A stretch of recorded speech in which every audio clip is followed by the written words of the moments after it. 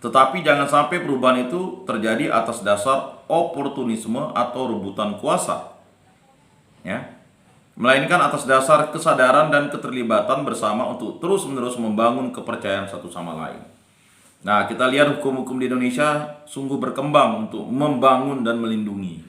Misalnya tentang KDRT, kekerasan dalam rumah tangga, ya. Kemudian tentang perlindungan perempuan dan anak-anak, ya kan, itu luar biasa. Ya.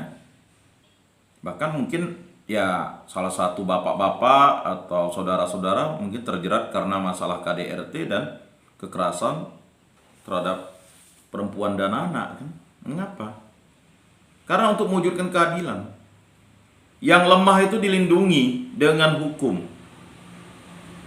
Ya. Jadi tidak boleh yang kuat itu menindas yang lemah. Justru yang kuat itu harus memberikan perlindungan kepada yang lemah. Nah, atau yang lemah menindas yang kuat, ya bisa jadi ya. Ya, tetapi itu agak kecil kemungkinannya. Justru yang kuat, yang merasa punya uang, yang merasa punya harta, tahta, kuasa, ya kan? Nah, sebab justru kepercayaanlah yang sering dihancurkan oleh suap. Jadi kepercayaan itu sering dihancurkan oleh suap. Hubungan suami istri itu rusak karena suap. Hubungan adik-beradik rusak karena suap. Hubungan pertemanan, persahabatan rusak karena suap. Ya. Dan sebagainya. Jadi kepercayaan sering dihancurkan yang pertama oleh suap, berikutnya pemerasan. Ya. Premanisme, ya, pemerasan. Ya. Kerja sedikit tetapi gajinya minta mahal misalnya. Itu pemerasan. Ya. Atau tidak kerja tetapi harus memalaki orang, kan pemerasan. Kemudian nepotisme, mementingkan diri, keluarga dan golongan. Nah, ini kita selalu belajar sesuatu yang jahat, jangan. Tetapi kita belajarlah sesuatu yang baik dan benar. Ya. Pohon yang baik menghasilkan buah yang baik. Pohon yang buruk menghasilkan buah yang buruk. Wah, kita ini udah lama ditindas, maka kita harus menindas orang, kan begitu. Dengan mengangkat semua orang yang sifatnya bukan profesional, kan. Nah, korupsi. Ini dia. Jadi kepercayaan itu rusak, dihancurkan oleh suap, pemerasan, nepotisme, korupsi, penipuan, dan lain sebagainya. Jadi yang merusak yang namanya ya kepercayaannya itu suap, pemerasan, nepotisme, korupsi, penipuan, dan lain sebagainya. Hanya dengan kesadaran bahwa masing-masing orang bertanggung jawab membangun relasi dengan sesama akan terjamin pembangunan dalam arti integral. Jadi begini, bapak-bapak yang terkasih, bapak-bapak ini kan punya potensi. Potensinya ya, kalau dikembangkan baik dan benar menjadi seseorang yang baik dan benar. Dikembangkan menjadi jahat bisa sangat jahat.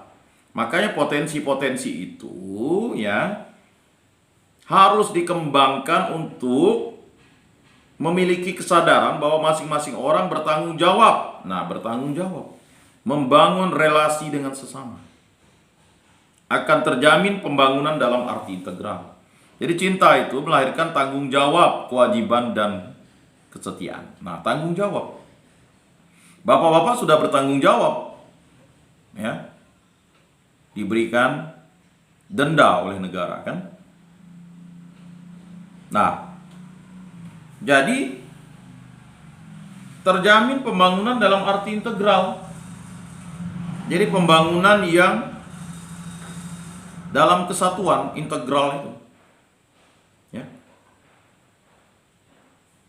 Kemudian untuk itu perlu bukan hanya kesaksian yang benar, melainkan seperti yang dikatakan Tuhan Yesus, diperlukan keberanian untuk berkata ya adalah ya dan tidak berarti tidak. Matius 5 ayat 37. Matius 5 ayat 37. Diperlukan keberanian untuk berkata ya adalah ya dan tidak berarti tidak. Jangan suam-suam kuku, Ya kan? Susah nanti. Nah, kejujuran dan ketulusan merupakan ciri-ciri kehormatan setiap orang yang terlibat dalam proses pembangunan masyarakat. Jadi perlu kejujuran dan ketulusan. Itu ya, perlu dan merupakan ciri-ciri kehormatan setiap orang yang terlibat dalam proses pembangunan masyarakat. Kejujuran dan ketulusan. Ya.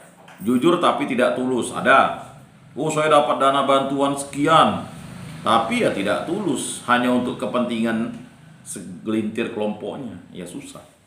Perlu kejujuran dan ketulusan. Banyak di antara kita nih kan ngomongnya kejujuran, sharingnya kejujuran, tetapi tak tulus. Yang tahu ketulusan itu hanya Tuhan Allah. Kedalaman hati manusia yang tahu Tuhan Allah. Ya. Nah, kejujuran dan ketulusan itu perlu bukan hanya untuk hubungan antar pribadi, melainkan juga untuk hal-hal yang berkaitan dengan informasi umum. Nah, informasi umum, ya. Jadi informasi-informasi mengenai kebijakan-kebijakan atau peraturan-peraturan tentang pengurangan masa hukuman, ya kan? Ya disosialisasikanlah ke kawan-kawan, jangan untuk pribadi-pribadi. Ya, jujur sih, jujurnya sudah terlambat, orang ngurus sudah terlambat, ya itu namanya tak tulus kan. Banyak di antara kita kan menutup-nutup informasi. Apalagi kalau kita dulu misalnya mencari proyek pemerintah. Dah kita dapat baru kita cerita ke kawan, itulah jujur tapi tak tulus namanya. Tipu-tipu namanya. Ya kan? Nah, jadi bapak-bapak yang terkasih dalam Yesus Kristus, suatu sistem informasi yang hanya berfungsi sebagai alat manipulasi termasuk dosa struktural. Jadi ini harus dipahami ya. Jadi suatu sistem informasi yang hanya berfungsi sebagai alat manipulasi itu termasuk dosa struktur. Jadi dosa struktural itu adalah suatu sistem informasi yang berfungsi sebagai alat manipulasi. Jadi bapak-bapak misalnya bilang proyek ini untuk membangun jalan masyarakat, disosialisasikanlah. Tetapi justru itu ya kan hanya manipulasi untuk menutupi tipu-tipu ketidaktulusan kita. Mana ada Pak proyek itu tak untung, ya kan? Masa tekor Pak, ya kan? Biar tekor asa tersohor katanya kan. Ya kan? Kan begitu, enggak bisa. Biar rugi asal terpuji, ya mana ada. Ya kan? Nah ini memang sulit. Kalau kita punya komitmen untuk bekerja, kita harus punya kontrak kerja yang jelas. Berapa keuntungan yang dihasilkan dengan spek barang yang memang diminta oleh si pemberi proyek. Speknya kayu belian, kayu bengkirai, ya buatlah pakai kayu bengkirai. Ya. Jangan juga membuat rugi. Speknya kayu bengkirai dikasih kayu belian. Bagus juga sih, cuman aneh gitu, Pak. Ya kan? Jadi spek yang diminta apa gitu? Besinya 12 dikurangi 8 besinya. Nah udah. Itulah yang disebut dengan dosa struktural. Mulai dari pimpinan perusahaan sampai dengan anak buah, semuanya mengurangi spek. Ya kan? Sampai yang pengawasnya juga, ya kan? TST, tahu sama tempe, kan begitu. Jadi repot akhirnya bapak-bapak yang terkasih. Nah, kalau sudah diperiksa oleh negara, diperiksa oleh aparat berwenang, oleh aparat yang berwajib, kacaulah itu. Nah, makanya hati-hati main teken-teken tanda tangan. Baca dulu bapak-bapak yang terkasih. Jangan main baca saja atau main percaya saja. Karena orang itu bisa memanipulasi kepercayaan itu. Ya kan? Ya tenanglah, kerjakan dulu. Masa kau tak percaya dengan aku nih, katanya kan. Kita dah puluhan tahun berkawan, katanya. Berteman. Adik kau pun kawan aku. Wah, udah mulai lah, Pak. Benar sikit, ya kan. Ya udahlah, kasihlah dulu, ya kan. Nah tadi tuh yang merusak tadi, suap itu kan.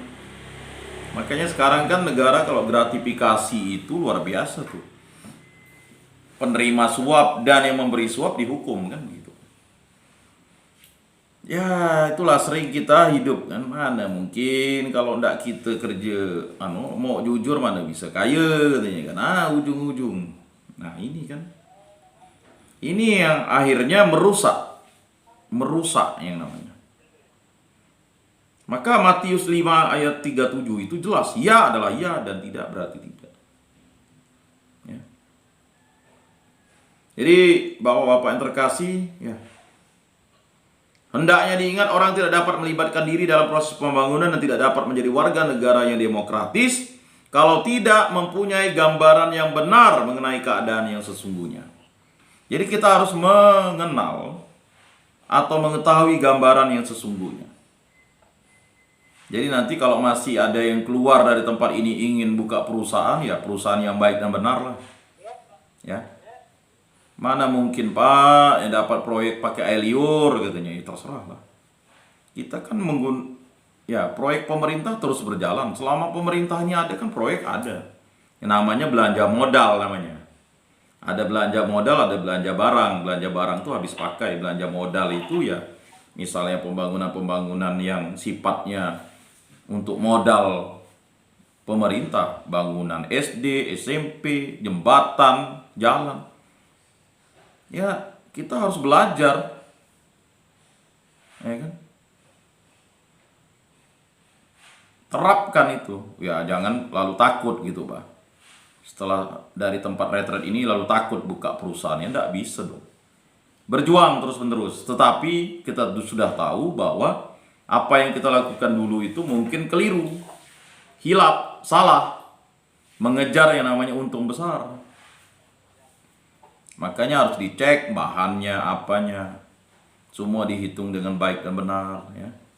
Jangan nawar sampai murah-murah, kan gitu. Ya kan? Proyek 1 miliar ditawar sampai 800 juta. Mana 200 juta ya dapat dari mana? Ini kadang hanya untuk dapat proyek kan, lalulah tekor rugi kan. Ya akibatnya kacau kan, markup sana, manipulasi sini, adendum lagi lah, inilah, ada macam-macam. Atau karena sudah kerjasama ya tidak ditawar. Nah sebagainya. Nah ini harus dipahami. Jadi bapak-bapak yang terkasih, mengapa perintah ke-7, ke-8, ke-10 ini penting untuk pembangunan kita? Karena ini penting. Jadi orang Kristen itu harus berada di dalam garda terdepan. Bukan menjadi orang yang tenggelam dalam arus itu. Tetapi kita berjuang untuk menyeberangi arus itu. Kalau melawan arus ya memang butuh kekuatan bendungan. Tetapi kalau kita mau, kita tetap bisa menyeberang arus itu. Setelah itu, kalau kita sudah sampai, kita bisa mengukur itu. Lalu, enggak mau lagi lah kerja ini, kerja itu, resikonya ini. Ya memang setiap pekerjaan ada resiko bapak-bapak yang terkasih. Ya makanya kalau pekerjaan-pekerjaan yang bersifat struktural itu, atau dosa struktural. Tetapi yang tidak boleh dikerjakan kembali adalah, ya kan, kejahatan-kejahatan yang merusak pribadi dan diri sendiri. Ya jelas lah, bapak-bapak paham. Nah, lambat laun gereja menyadari bahwa dalam masyarakat yang majemuk tidak mungkin ada sistem sosial yang cocok untuk seluruh dunia. Jadi di seluruh dunia tuh tidak ada satu sistem yang cocok karena masing-masing manusia itu punya yang namanya kebudayaan-kebudayaan. Bahkan di satu negara sistem itu diterapkan dengan melihat yang disebut dengan local wisdom, kearifan lokal. Kalau kita bangun SD misalnya di Bengkayang dengan di kota Pontianak, ya pasti ada local wisdom yang dihargai kan. Nah, kalau bangun di Bengkayang masuk itu pastilah ada acara adat lah. Nah ini kan tidak diperhitungkan kan biasanya. Itulah namanya, ya kan, proyek-proyek yang non budgeter namanya. Nah ini kadang Maka persiapan-persiapan itu butuh yang namanya persiapan kemampuan hidup menggereja yang baik, hidup sosial yang baik, ya, dan menghargai kearifan lokal itu. Ajarannya berupa prinsip dan bertujuan mengajak setiap pribadi insaf dan bertanggung jawab dalam membangun kehidupan bersama. Jadi ajaran sosial gereja itu mengajak kita insaf, bahwa apa yang kita kerjakan ini adalah untuk membangun kehidupan bersama, bonum comuni. Menjadi dewan itu tuh bonum comuni. Dewan itu kan 3 aja tugasnya. Mana ada yang ngerjakan proyek dewan tuh? Dewan itu yang pertama budgeter, ya kan? Anggaran. Yang kedua membuat peraturan legislasi. Berikutnya pengawasan. Ini misalnya oknum dewan lalu lah ikut juga borong, ya mana ada, pantaslah borongannya bolong-bolong kan gitu. Pengawasan. Sebenarnya kalau itu sudah difungsikan 3 itu, wah, pembangunan di setiap kabupaten kota, ya khususnya di kita lah, itu akan bagus. Karena memang fungsi dewan itu kan dibayar negara. Ya dewan juga 5 tahun tuh ASN, aparatur sipil negara dia kan. Bertanggung jawab ya untuk membuat peraturan, ya membuat budget, ya kan, lalu mengawasi dia kan. Komisinya dibagi, ada komisi yang pendidikan, ada yang infrastruktur, ya. Tapi kalau tidak ngawasi ya susah. Ya gunanya dewan itu kan minta laporan pertanggungjawaban, itu kan gunanya untuk melihat itu. Kalau speknya tidak bagus, ya kan, ya penyedia barangnya harus dipanggil. Yang mengapa bisa terjadi? Nah, itu fungsinya. Sehingga tidak terjadi kekacauan. Jadi tidak perlu takut bahwa Bapak ingin menjadi anggota dewan, ingin menjadi anggota-anggota ya komisioner apapun, ya selama kita tahu fungsi kita apa, kan begitu. Kalau fungsi kita adalah itu, ya jelaslah kehidupan itu akan lancar. Jalan tidak bolong. Ketika jalan bolong, si penyedia proyek, dinas-dinas itu dipanggil kan. Nah, apa itu bolong tuh jalan? Ya kan, bapak saya dulu pernah kritik. Nah, ini bahasa agama. Di Bengkayang ini banyak CP telait katanya.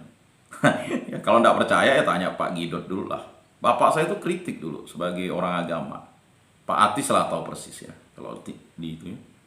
Nah, memang banyak CP telait di Bengkayang dulu. Ya baru gak diaspal udah telait. Nah, bahasa telait itu ya udah tekupas. Ngaspal hari ini masa hujan besoknya udah tekupas.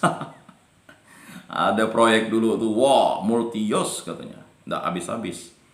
Nanti kalau kita misalnya orang agama ini ya tegur, kalian tuh hanya kerjanya ya khotbah aja lah di gereja, tak perlu negur itu. Ya enggak bisa. Kita harus, karena orang-orang yang terlibat itu adalah banyak orang-orang yang agamanya adalah anak-anak Tuhan kan.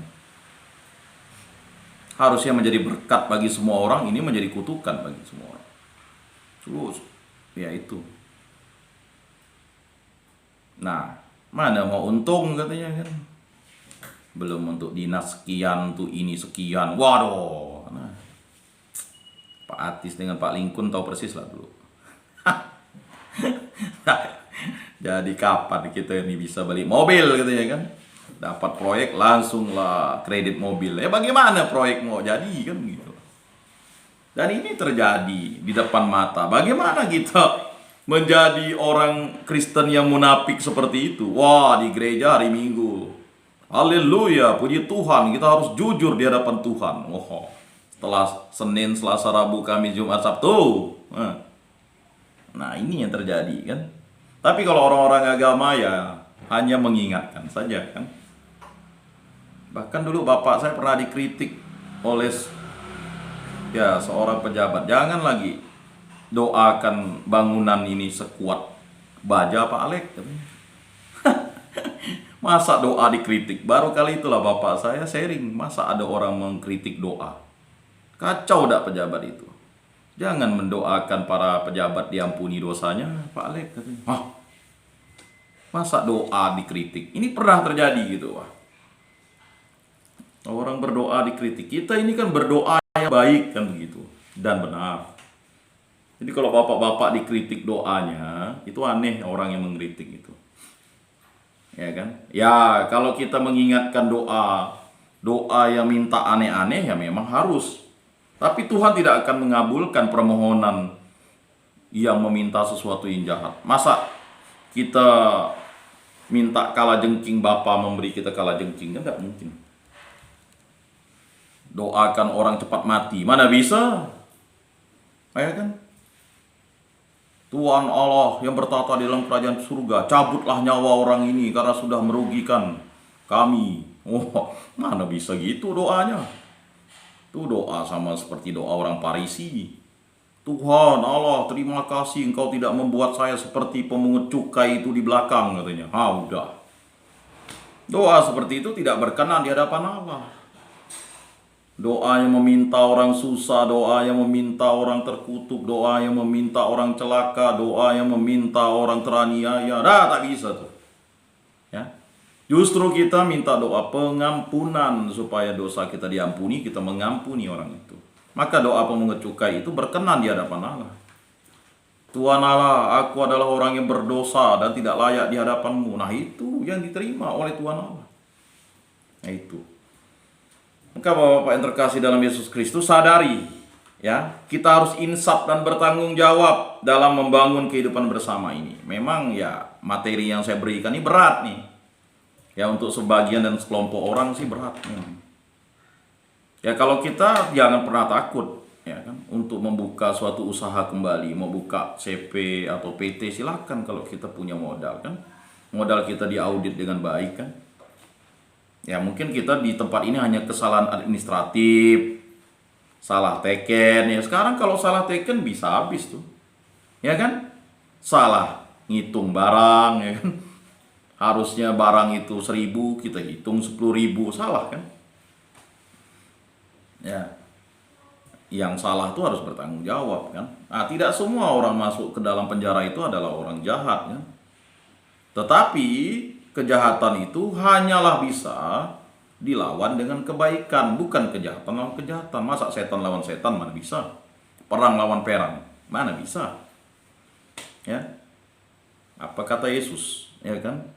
Sarungkan pedang, kan begitu. Maka Bapak-Bapak yang terkasih, adalah kewajiban jemaat-jemaat lokal mencari dan merumuskan sasaran kegiatan sosial yang konkret. Bangunlah gedung gereja itu. Bapak-bapak yang terkasih, coba bapak-bapak perhatikan gereja desa atau kampung yang membangun gereja, orang-orangnya pastilah ya hidupnya sejahtera. Tetapi ada kampung yang kaya kayaknya, tapi gerejanya mau runtuh, mau goyang kan? Karena kita membangun rumah Tuhan itu, di situ Tuhan hadir dan kita bersekutu. Ya. Jadi adalah kewajiban jemaat-jemaat lokal mencari dan merumuskan sasaran kegiatan sosial yang konkret. Dan hal itu hendaknya dikerjakan dalam hubungan erat dan kerjasama yang nyata dengan semua orang dan golongan di dalam masyarakat majemuk. Nah ini. Jadi kalau kita nanti hidup di sektor-sektor perdagangan, proyek, untuk pembangunan, dagang barang-barang, ya jadilah pedagang yang tulus dan jujur itu. Ya tetap harus ada untung, ya kan? Keuntungan itu untuk menggaji karyawan. Tidak mungkin kita membuka suatu, tetapi jangan membohongi pembeli, membohongi masyarakat. Ya kan? Jembatan speknya misalnya harus kayu belian, dirubah jadi kayu nangka. Aduh. Sekolah disulap, kayunya disulap, diter. Ya kan? Kayunya bukan kayu kelas 2, kayu kelas 3 dan kelas 4. Aduh. Baru setahun udah roboh. Ya kan, tipu-tipu. Nah, kita ingin membangun ya kan masyarakat itu dengan menyediakan sarana pendidikan yang layak dan pantas. Mana layak dan pantas? Ya. Semua spek yang diminta itu dikurangi supaya dapat untung banyak. Padahal yang kita bangun sekolah di kampung kita, jalan di kampung kita. Dan ini berdampak ya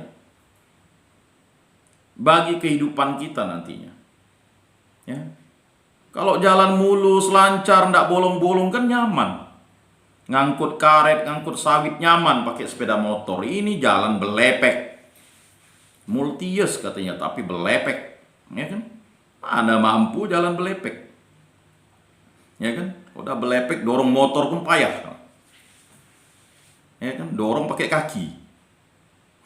Motor tuh didorong pakai kaki. Jalannya. Nah itu tadi, enggak. Kalau udah jalan tuh bagus, baik, orang pun senang. Saya tahu jalan di Ledo tuh dikerjakan oleh PT Selenko dulu. Wah, dipuji ya sampai sekarang kan. Nah, jalannya rusak ya beberapa titik saja karena memang titik air kan. Tapi kan jalannya mantap tuh. Batu pilihan, spek yang bagus kan. Nah, itu kan menjadi doa bagi kita untuk bekerja dengan baik. Nah, jadi tekanannya ada pada keterlibatan praktis, bukan pada ajaran umum yang bersifat teoritis. Jadi tidak ada teoritis tuh. Jadi kalau orang merasakan kebaikan, itu bisa dirasakan dengan jalan yang baik, drainase yang baik, sekolah yang baik. Oh, ini buatan Pak Atis nih, sekolahnya mantap. Buatan Pak Lingkun, sekolahnya luar biasa. Jalannya waktu Pak Lingkun yang borong, wih mana ada bolong. Wah kan, jadi nama pun, ya kan, biar tekor asal tersohor kata orang, biar rugi asal terpuji, ya kan, dikenang sepanjang masa. Pak Atis nih luar biasa, kepala desa 2 periode, ya kan, sekolah ada, TK PAUD ada, wah mantap. Orang akan membandingkan itu. Nah, jadi bapak-bapak yang terkasih, mari.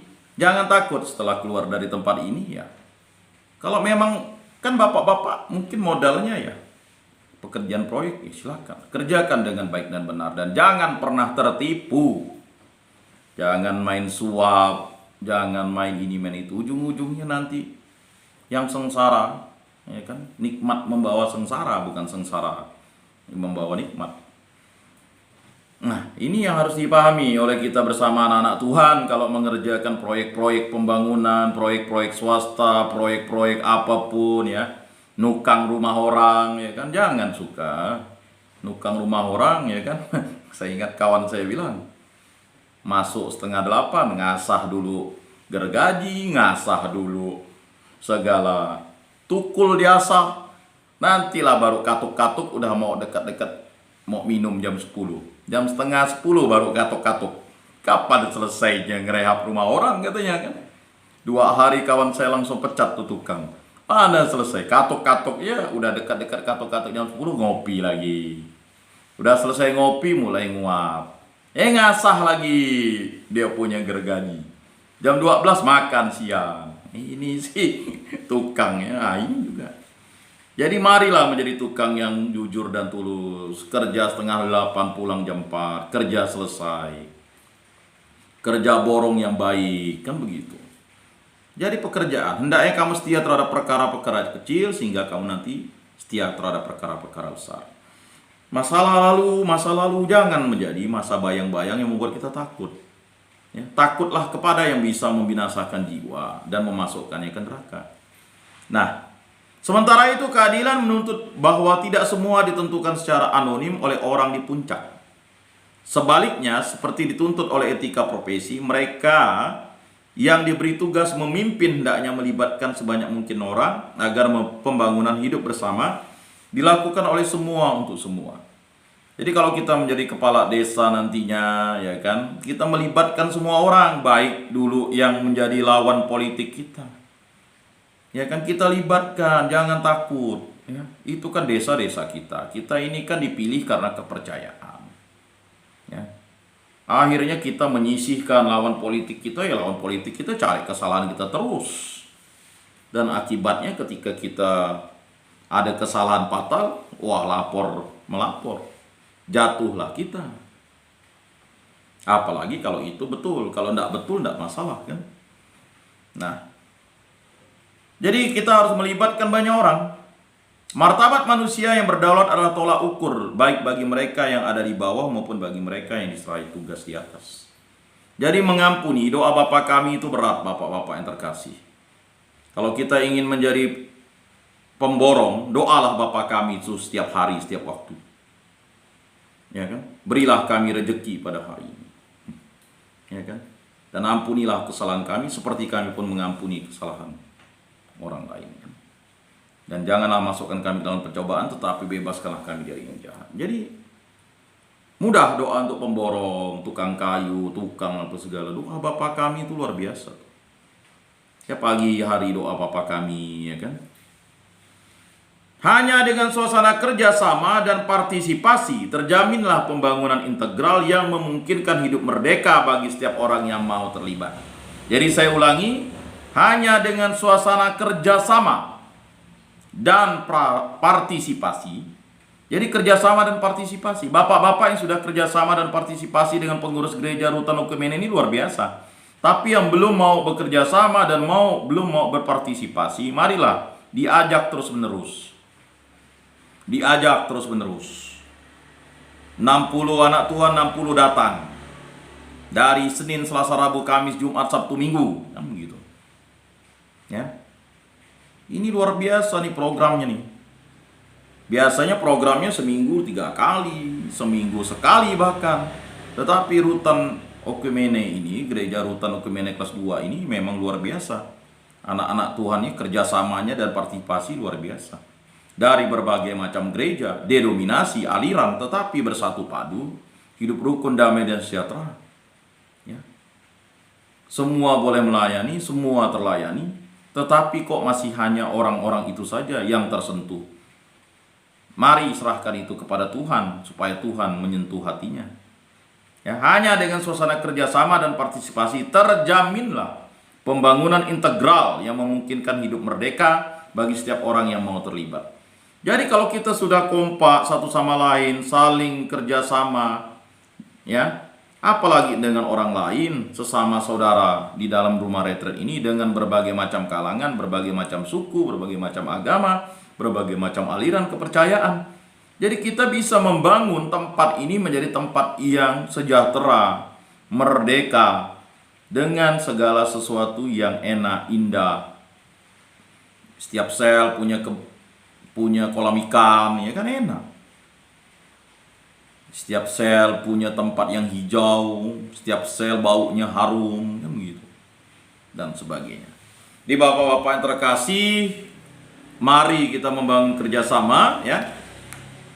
Jadi untuk 10 firman Allah itu, hidup dan pandangan hidup ini, ya, cukup panjang materinya, beberapa minggu kita berikan. Pada minggu depan kita masuk ke materi berikutnya, yaitu Allah dan agama. Nah, jadi mungkin di antara kita sungguh luar biasa yang mampu untuk terus, ya, berpartisipasi dalam kegiatan katekese ini.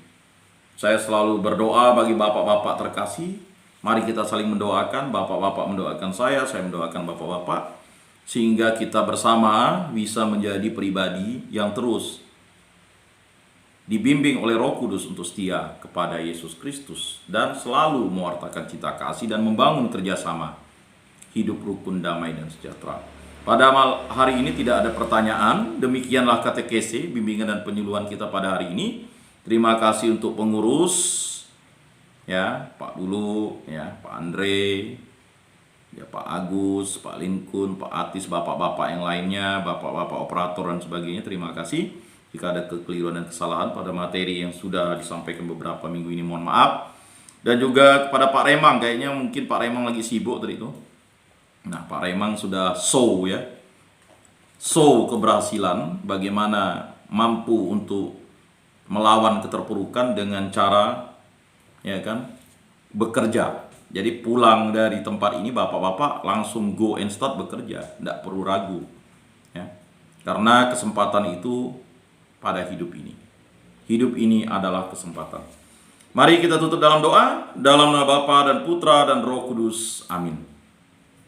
Tuhan Allah yang bertata di dalam surga, terima kasih atas karya agung-Mu. Engkau mengizinkan kami untuk mendengarkan pengajaran-pengajaran firman dan sabda-Mu yang diimplementasikan dengan kata-kata dan segala hal, teori-teori yang diberikan ini semoga menjadi dasar bagi kami agar menjadi pribadi yang kuat untuk bekerja, untuk bersama, dan untuk membangun pribadi, keluarga, dan masyarakat.